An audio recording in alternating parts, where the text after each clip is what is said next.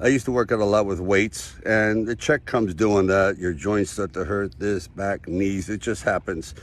Sometimes getting in that kind of shape can kill you. There's fantastic trainers like Jeff Cavalier on ATHLEAN-X. His videos are amazing. But at my age, I found the hardest, toughest, most productive way is bands, training with bands. Yeah, bands are great and all, and this Jeff Cavalier fellow, he's a great guy. But what about Jesse Lake on ATHLEAN-X.com? He is the real star of the show. I can't disagree with the thing you just said.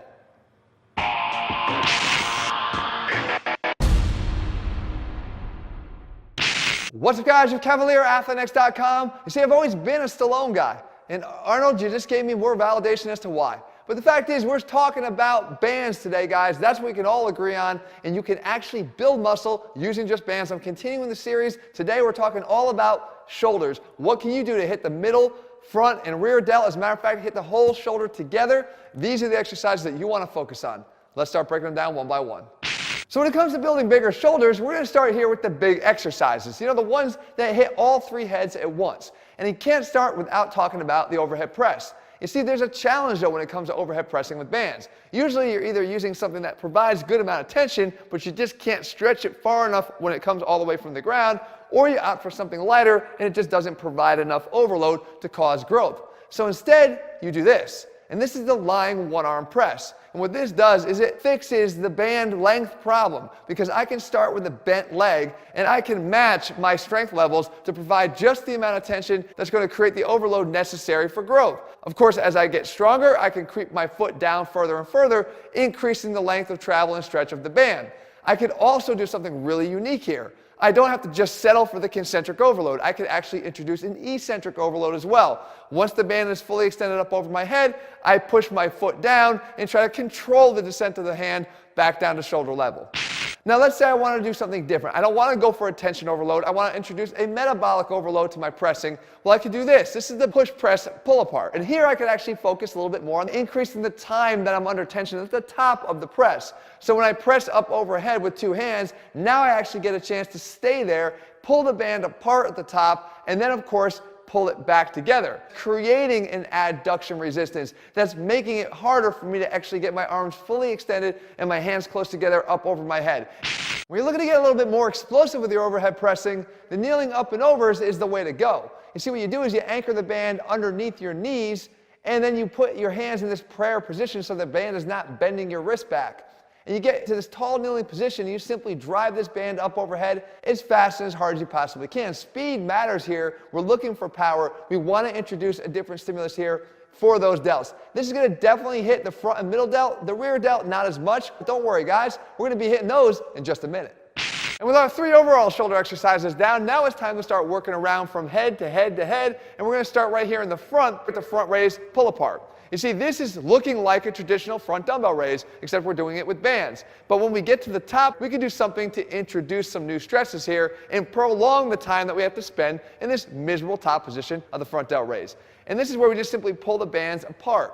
And by doing that, yeah, we're going to shift a little bit of that load to the middle and rear delt. But most importantly, what we're doing is prolonging the time under tension that we have at that top, most difficult position of the front raise. If you really want to put a unique stress on the front delts, then you're going to want to do this. And this is the stretch front raise. The band should be anchored behind you in such a way that it actually pulls your arm back into extension, which is going to apply a good pre-stretch on the delt before every single repetition is performed. It's the act of this stretching of the front delt that gives you the stretch reflex necessary to create a more powerful contraction. So what I like to do is not just drive my arm up in front of me, but then control the descent and the eccentric all the way back down. You can literally see the fibers resisting this on every single repetition. Working our way around now to the middle delt, you know you're going to have to do some side lateral raises here. And you can actually do these better than maybe you can with some dumbbells if you know how to apply tension the right way.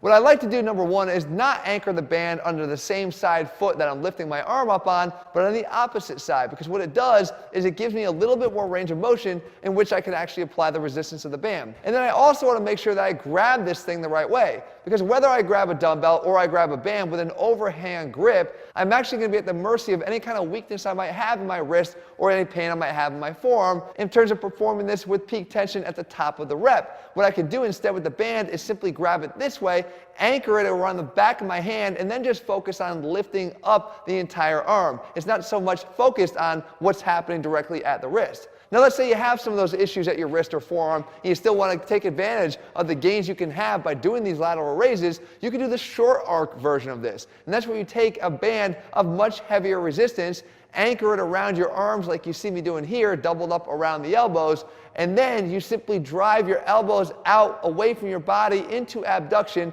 at the shoulder as much as you possibly can. The fact is, with the moment arm decreased from the long arc version here, you're going to have to introduce a heavier band in order to have the resistance that you're looking for to create the muscle overload.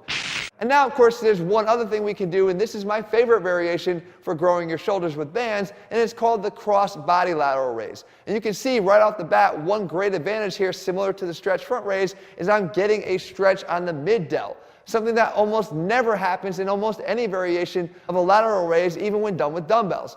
You want to get this band across your body to get that pre-stretch and then forcefully drive your arm up and across your body into abduction. You can see the tension that's placed on the middle delt here at the peak contraction. Try to hold it for a second or two, and then again resist that eccentric all the way across your body.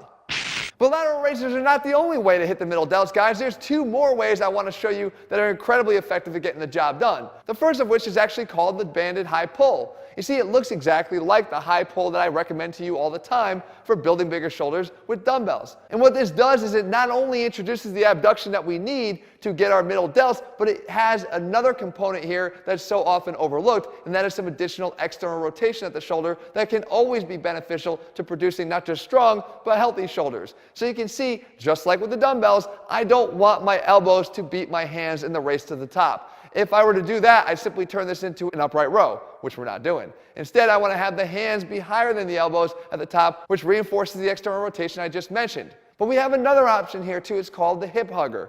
In the hip hugger, you actually take two individual bands and you double them up just like this, because we're going to need the added resistance. And with your hands hanging now just at your sides, all you want to do is pretend like you're pulling up a pair of pants. Drag your hands up your hips until you get those elbows out into abduction. At the very top of the movement, it's important to hold the squeeze for at least a brief second or two. This is where we want to really reinforce that tension.